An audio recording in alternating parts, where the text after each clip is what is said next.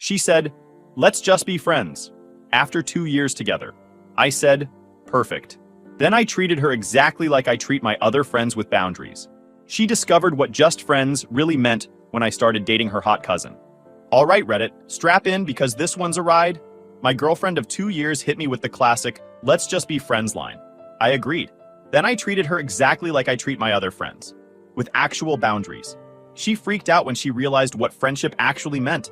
Then I started dating her cousin, and things got real interesting. Here's how it went down. I'm 28 male, a landscape architect. Good job, decent money, own a small townhouse in Boulder. Nothing fancy, but it's mine. I design outdoor spaces for commercial properties and high-end residential clients. The work's solid. I'm outside half the time, which beats sitting in a cubicle, and I get to see my designs actually come to life. Been grinding since college. Started at the bottom doing grunt work for a big firm, saved every penny I could, and went independent 3 years ago. Built my client list through word of mouth and delivering quality work on time.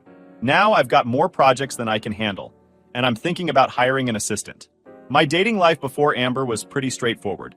Nothing serious, mostly casual situations where everyone knew the score. I wasn't looking to settle down in my early 20s. I was focused on building my business and establishing myself. Then I met Amber, 26 female, at a mutual friend's housewarming party 2 years ago. She worked in event planning, always looked put together, had this laugh that made everyone in the room turn around. We hit it off immediately, started dating a week later. The first year was solid. We had fun together, she appreciated that I had my life figured out, and I liked that she was ambitious in her own career. We'd do normal couple stuff, hiking on weekends, trying new restaurants, hosting game nights with friends. She seemed happy with our setup. My best friend Colin had some reservations from the start. He's known me since high school, works in construction, and has zero filter when it comes to calling out nonsense. "She's cool and all," he said about 6 months into my relationship with Amber. "But you notice how she only really perks up when you're talking about work or money? Like, when you mentioned that big commercial project downtown, her whole face changed." I brushed it off. "She's interested in my career. That's a good thing." "If you say so, man. Just seems like she's more interested in what you do than who you are." I ignored the warning signs because everything seemed fine on the surface. Amber was affectionate. We rarely fought, and she fit into my life seamlessly. Looking back, maybe too seamlessly. Like she'd studied the role of perfect girlfriend and was performing it. Year 2 started showing cracks. Small things at first. She'd get annoyed when I had to work late on a project deadline. Started making comments about how my friend group was immature, because we still played basketball on Thursday nights. Suggested I should network more with successful people, instead of hanging out with Colin and the guys. "Your friends are fine," she'd say. "But don't you want to expand your circle? Meet people who can help your business grow?" The real shift happened around month 20. Amber started talking about our future in weird ways. Not "let's plan a trip" future, but "when we get married, and our kids will" kind of stuff. I wasn't opposed to marriage eventually, but she was planning a wedding in her head, while I was still trying to finish projects and grow my business. Then came the comparisons. Her friend's boyfriend got promoted to senior whatever at some tech company. Another friend's guy bought a house in the mountains. Her cousin's husband was starting a second business. Suddenly, my successful landscape architecture firm wasn't quite successful enough. "I'm just saying," she'd start, which is never a good sign. "Maybe you should think about expanding faster. Hire more people. Take on bigger projects. You're playing it too safe." "I'm being smart," I'd counter. "Growing sustainably. I don't want to overextend and crash." "Or you're just scared of taking risks." That stung. I'd taken plenty of risks, going independent, buying property young, building a business from scratch. But apparently, that wasn't ambitious enough for her vision of what our life should look like. 3 weeks ago, everything came to a head. We were supposed to meet for dinner after I finished a client presentation. The meeting ran long. Happens in my business when clients want to discuss every plant choice and paving stone. I texted her I'd be 30 minutes late. She was already at the restaurant when I arrived, looking annoyed. I apologized, explained the client situation. She barely acknowledged it. "We need to talk," she said, which is never followed by good news.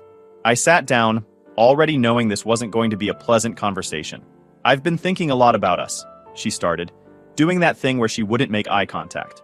"About where this is going." "Okay. The thing is, I feel like we've grown in different directions. You're content with where you are, and I need someone who's going to push boundaries, you know? Someone with bigger ambitions." I just looked at her. After 2 years, she was breaking up with me because I wasn't ambitious enough? The irony was thick considering I owned my own business while she worked for someone else, but Whatever. I care about you, she continued, and I don't want to lose you completely. So I think we should just be friends.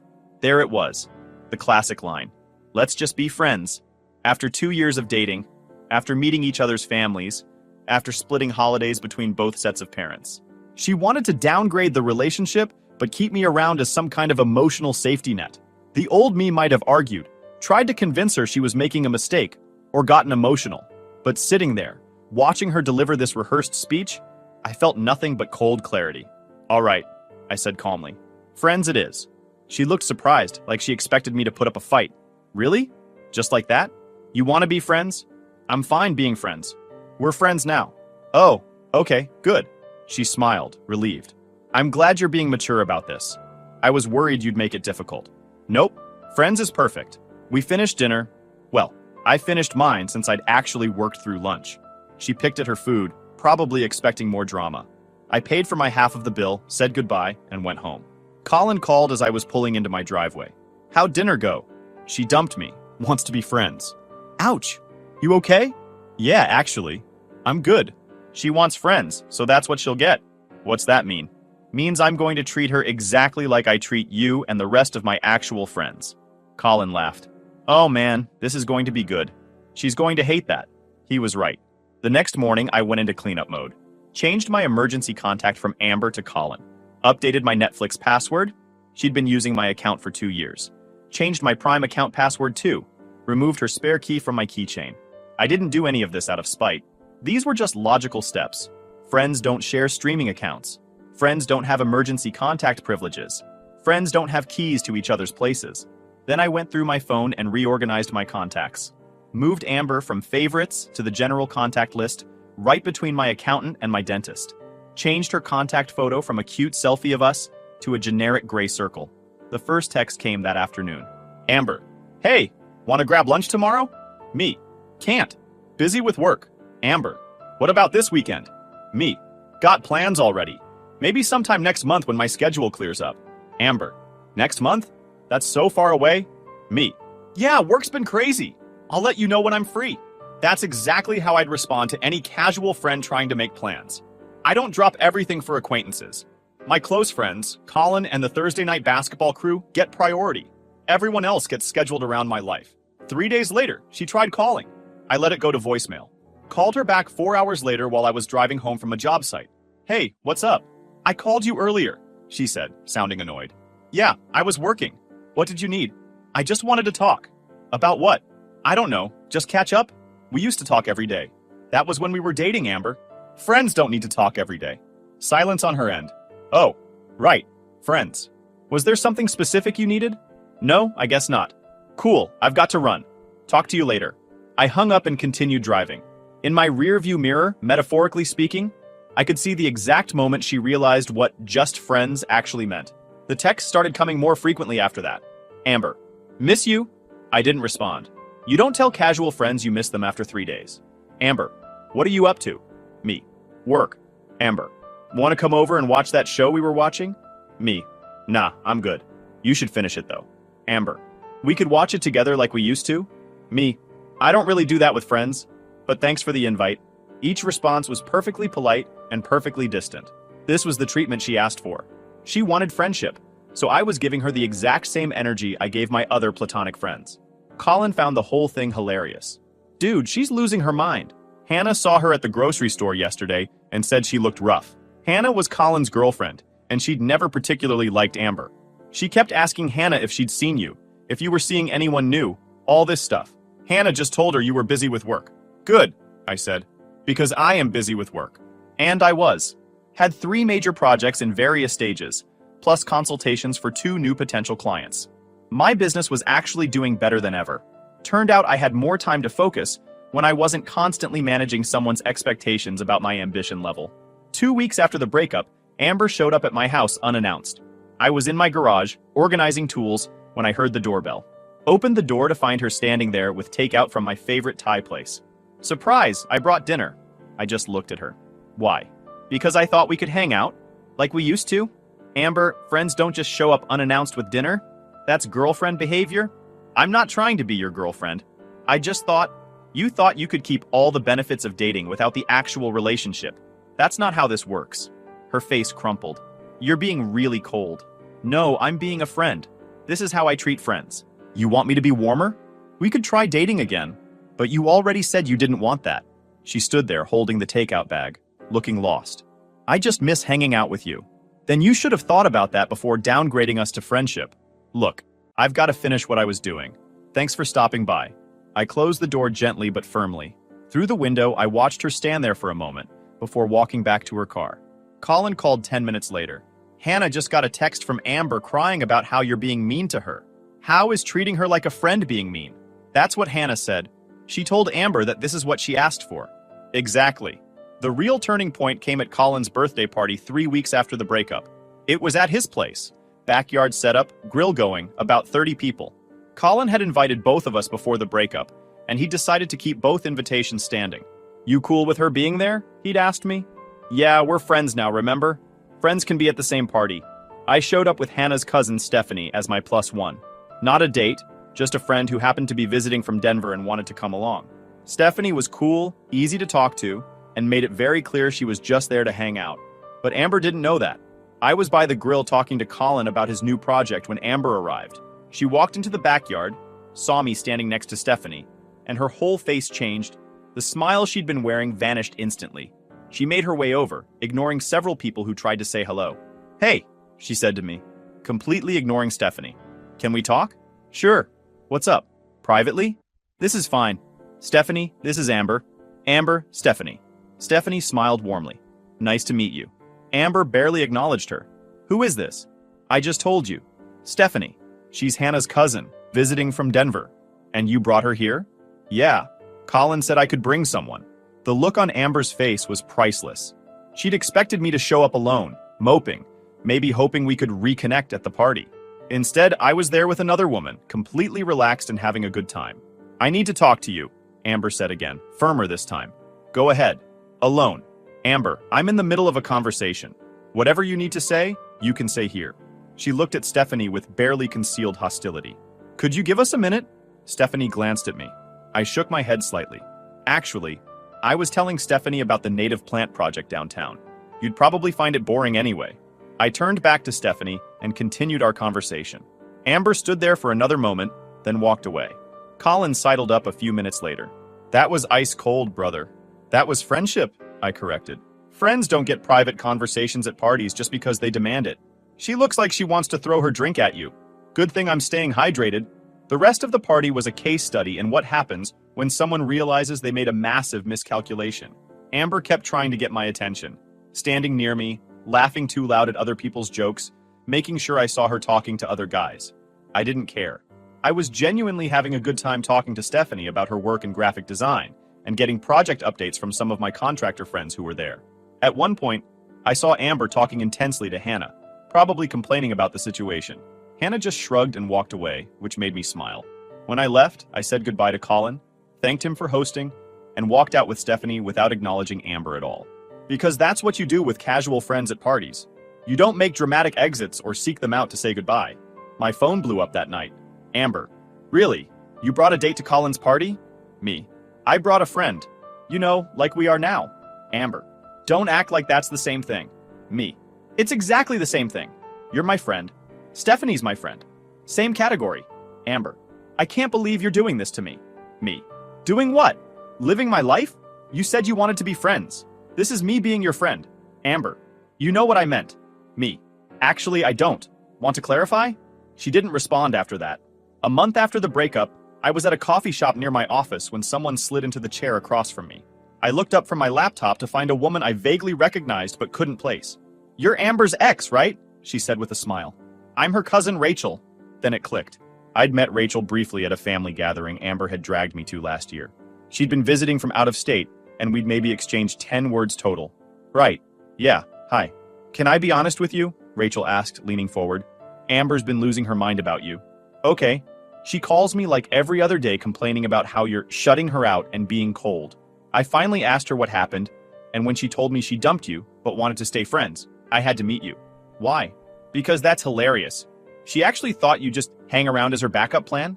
I couldn't help but smile. That seems to have been the expectation, yeah. That's so typical. She did the same thing to her last boyfriend. Kept him on the hook for like 6 months after they broke up, calling him whenever she was lonely, getting mad when he started dating someone else. Sounds exhausting. It was. For him. Rachel stirred her coffee thoughtfully. You seem way too smart to fall for that mess. Just treating her like she asked to be treated. Like a friend. With boundaries, Rachel added, grinning. I like it. Most guys would have caved by now. We ended up talking for over an hour. Rachel was a physical trainer, owned her own gym, and had opinions on everything from business growth to the best hiking trails in Colorado. She was funny, direct, and didn't play games. When I mentioned I was working on a landscape design for a new gym opening in Boulder, her eyes lit up. That's my field. Mind if I look at what you're thinking? I showed her my preliminary sketches. She had actual useful feedback about space usage and client flow that I hadn't considered. We exchanged numbers. Genuinely professional at first, but I'd be lying if I said I didn't notice she was attractive. Over the next few weeks, Rachel and I started texting about work stuff. She'd send me photos of outdoor spaces at gyms she liked. I'd run ideas past her about the project. It was easy, comfortable, and completely different from the dynamic I'd had with Amber. Then Rachel asked if I wanted to grab dinner to discuss the gym project in more detail. I said yes. That dinner turned into a 3-hour conversation about everything except work. She paid for her half without me even having to suggest it. Want to do this again? She asked as we walked to our cars. Yeah, definitely. Fair warning though, Amber's going to lose her mind when she finds out. We're just friends, I said with a grin. For now, Rachel replied, matching my smile. We started seeing each other regularly. Movies, hiking, checking out new restaurants. It wasn't official or labeled, just two people enjoying each other's company without drama or expectations. The 4th time we hung out, she kissed me in the parking lot after we'd spent the afternoon hiking. It felt natural, easy, like something that should have happened sooner. Still want to keep this low-key? She asked. Might be too late for that when Amber finds out. Oh, she's definitely going to find out. My family has a reunion next month. You should come. I laughed. That's pure chaos waiting to happen. I know, it'll be fun. I thought about it for exactly 2 seconds. All right, I'm in. The family reunion was at Rachel's parents' house in the mountains. A big property with enough space for the 30-plus relatives who showed up.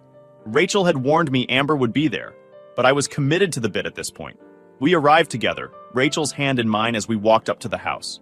I could see the exact moment Amber spotted us through the window. Her expression went from casual to shocked to furious in about 3 seconds flat. Rachel's mom was welcoming and kind. So you're the landscape architect Rachel won't stop talking about. Come in, come in. Amber was in the living room with a few cousins. She stared at me like I'd just announced I was an alien. Hey Amber, I said casually. Good to see you. She didn't respond, just stood there, mouth slightly open, looking between Rachel and me. Rachel squeezed my hand. Come on, I want you to meet my dad. As we walked past, I heard one of the cousins whisper, Is that the ex-boyfriend? And another respond, Yep, that's him. The afternoon was actually enjoyable. Rachel's family was laid back. Her dad and I talked about his landscaping needs for 20 minutes, and the food was excellent. I mostly avoided Amber, who spent the entire time glaring at us from across the yard. At one point, Rachel and I were sitting on the deck talking to her uncle when Amber finally approached. Can I talk to you? She asked me, voice tight. Sure, what's up? Alone? Rachel raised an eyebrow but didn't say anything. I shook my head. Whatever you need to say, you can say here. Fine. Amber crossed her arms. Are you seriously dating my cousin? I'm spending time with Rachel, yeah. That's so messed up. You know that's messed up, right? Why is it messed up? Because we just broke up. 2 months ago. You broke up with me, remember? Said you wanted to be friends? I didn't mean you could start dating my family. Rachel cut in smoothly. Amber, he's single. You made him single. What did you expect? To stay away from my relatives. That's not really how this works, I said calmly. You don't get to decide who I date now that we're just friends.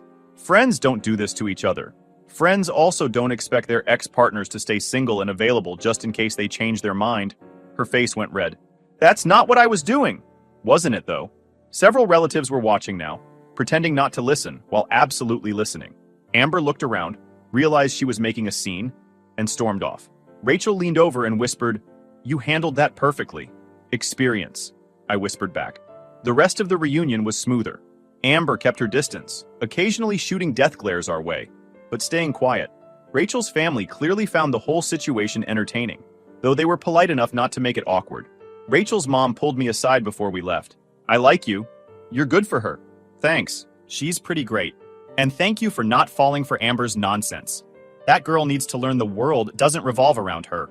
When Rachel and I got back to her place, we both started laughing. That was insane, she said. Your family's going to talk about this for years. Oh, definitely. You're now a legend at family events. The guy who dated Amber then upgraded to the better cousin? Exactly that. She kissed me. For the record, I'm glad she was dumb enough to let you go. Makes two of us. The fallout from the reunion was immediate and spectacular. My phone started blowing up that night. First from Amber. Amber, I can't believe you would do this to me. Me. Do what? Date someone I like? Amber. My cousin, of all people. Me. She's great. We have a lot in common. Amber. This is so disrespectful. Me. To who? We're friends, remember? Friends should be happy for each other. Amber. You know this is different. Me. It's really not. You wanted to be friends. Friends move on with their lives. That's what I'm doing. She tried calling. I sent it to voicemail. She left a message that was 3 minutes of her crying and asking how I could betray her like this. I deleted it without listening to the whole thing. Then came the texts from her friends. Unknown number. Hey, this is Jenna. Amber's really heard about you and Rachel. Me. Who's this? Jenna. Her friend from work. We met at that one party. Me. Okay, what do you want me to do about it? Jenna. Maybe not date her cousin? That's really messed up. Me. No thanks. Have a good night. I blocked the number. Another unknown number. This is Sarah, Amber's roommate. You need to know she's been crying for 2 days. Me. That's unfortunate. Maybe she should talk to someone about that. Sarah. You're being cruel. Me. I'm being a friend. Friends live their own lives. Blocked. Colin called me the next morning. Dude, Hannah said Amber's losing it. Like, full meltdown mode. Not my problem anymore. She's telling everyone you're dating Rachel just to hurt her. I'm dating Rachel because Rachel's awesome, and we enjoy spending time together. That's what I told Hannah to tell her. Probably won't help though. Probably not. Amber tried a different approach 2 days later. Showed up at my office unannounced. My receptionist, Kim, buzzed me. There's an Amber here to see you? Says she doesn't have an appointment, but it's urgent. Tell her I'm busy. She says she'll wait. I sighed. Fine, give me 5 minutes. I finished the email I was writing, grabbed my water, and walked out to the lobby. Amber was sitting there looking like she hadn't slept in days. Can we talk? She asked immediately. I've got a client meeting in 10 minutes, make it quick. About you and Rachel. Nope, that's not up for discussion. But, Amber, I'm going to say this one time and then we're done. You broke up with me. You said you wanted to be friends. I respected that decision and treated you accordingly. You don't get to have opinions about who I date now. She's my cousin. She's also an adult who makes her own choices. This isn't about you. How can you say that? Of course it's about me. No, it's about me and Rachel. You're not part of this equation anymore. You gave up that spot when you decided I wasn't ambitious enough for you. She stood up, clearly emotional. I made a mistake, okay? I see that now. We were good together. We were fine together. Until you decided we weren't. You don't get to change your mind now because you don't like watching me move on. So what? You're just going to date her to spite me? I'm dating her because I enjoy her company. She challenges me, and she doesn't play games. This has nothing to do with you. My client walked in right then. Perfect timing. I greeted them, then turned back to Amber. I have to go. Don't come to my office again without an appointment. I walked away, leaving her standing there. Things with Rachel got more serious over the next month. We made it official, much to Amber's ongoing horror. Rachel thought the whole situation was hilarious. She sent me a long message about betraying family, Rachel told me one night over dinner. What did you say? I told her she had 2 months to get back together with you and didn't. Her loss, my gain. Then I blocked her. Harsh. Necessary.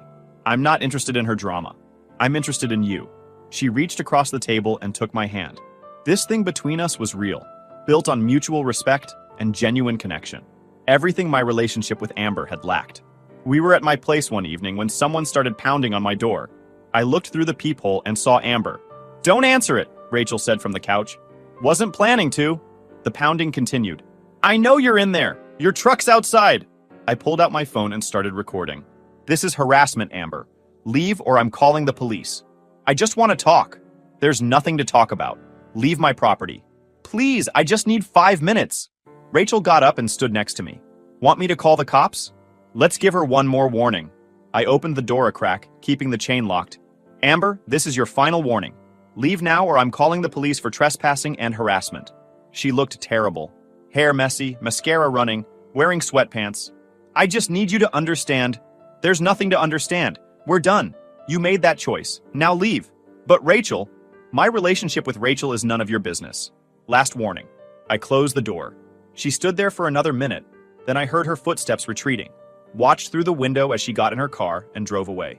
That was sad, Rachel said. That was necessary. She needs to accept reality. Think she will? Eventually, when she realizes I'm serious about not engaging with the drama. Rachel kissed me. I'm glad you're serious about other things too. Like what? Like us. Yeah, I said, pulling her close. Definitely serious about that. 2 months into dating Rachel, things settled into a comfortable rhythm. We saw each other a few times a week, kept our own spaces, and built something genuine without rushing. Amber's harassment slowed down after the property incident. She still tried occasionally, a text here, a comment on social media there, but I maintained strict boundaries. Eventually, she seemed to get the message. The final confrontation happened at a mutual friend's wedding. Both Rachel and I were invited, and apparently so was Amber. We showed up together, Rachel looking stunning in a blue dress that made Amber's face turn an impressive shade of red when we walked in. We sat with Colin and Hannah, had a great time during the ceremony, and were enjoying the reception when Amber approached our table. "Can we please talk?" she asked me, ignoring Rachel completely. "There's nothing to talk about. I just want closure. You got closure 2 months ago when you decided to break up with me. Everything since then has been you refusing to accept that decision." She looked at Rachel with pure hatred. "And you're okay with this? Dating your cousin's ex?" Rachel smiled sweetly. "I'm more than okay with it. I'm dating a great guy who treats me with respect and doesn't play games. You gave that up. Your loss. This is so messed up." "What's messed up?" I said calmly. "Is you thinking you could break up with me, keep me as a backup option, and then get mad when I moved on with my life. That's not how any of this works. I never said you were a backup. You didn't have to. Your actions made it pretty clear. You wanted the freedom to explore other options while keeping me available just in case. When I didn't play along, you got upset. That's not fair. It's completely fair. You made a choice. I respected that choice and moved on. You don't get to be mad about the consequences." She stood there, clearly trying to think of a response. Finally, she just turned and walked away. Rachel leaned over. "Think that's the last we'll see of her? Probably not. But eventually, she'll get tired of not getting a reaction." Colin raised his glass. "To moving on and moving up." We all clinked glasses. Hannah smiled at me. "You handled that whole situation perfectly, you know. Most guys would have caved. Most guys don't have friends who give good advice," I replied, nodding at Colin. "True, I am pretty wise." "You're pretty something," Hannah said, but she was smiling. The rest of the wedding was peaceful. Amber kept her distance, and we enjoyed celebrating our friends without drama. On the drive home, Rachel was quiet for a bit before speaking. "You know what I appreciate about you?" "What's that?" "You don't play games. When you say something, you mean it. When you set a boundary, you keep it. That's rare. Learned it from watching people who didn't do those things. Figured there had to be a better way. Well, it's working for you, for us." "Yeah," I agreed. "It really is." 6 months after the breakup with Amber, my business had expanded enough that I hired 2 junior designers and moved into a bigger office space. Rachel and I were solid, still maintaining our own places, but spending most nights together. The landscape project for Rachel's gym turned out beautifully, created an outdoor training area with native plants, strategic shade structures, and a small meditation garden. Rachel was thrilled, and the gym's owner loved it so much they referred me to 3 other gym owners. Colin and Hannah got engaged. At their celebration dinner, Colin pulled me aside. "Remember when I told you Amber had princess vibes, and you told me I was being judgmental?" "I remember. Just wanted on record that I was right." "Noted. You want a trophy?" "Nah, just acknowledgement. That and credit for telling you to treat her like an actual friend instead of falling for the backup plan nonsense. You get full credit for that advice. It was solid. And now you're with Rachel, who's actually cool and doesn't play games. Best upgrade I've ever made. See? Sometimes your boy knows what he's talking about." I heard through the social circle that Amber had started dating someone new, a finance guy she met through work.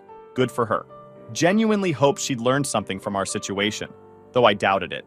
The last time I saw her was at a coffee shop near my office. She was with her new boyfriend, and we made eye contact across the room. She looked like she was about to say something, but I just gave her a polite nod and continued my conversation with Rachel. No drama, no confrontation, just 2 people who used to date and had both moved on with their lives. Later that night, Rachel asked if it had been weird seeing Amber. "Not really. That chapter's completely closed. No lingering feelings?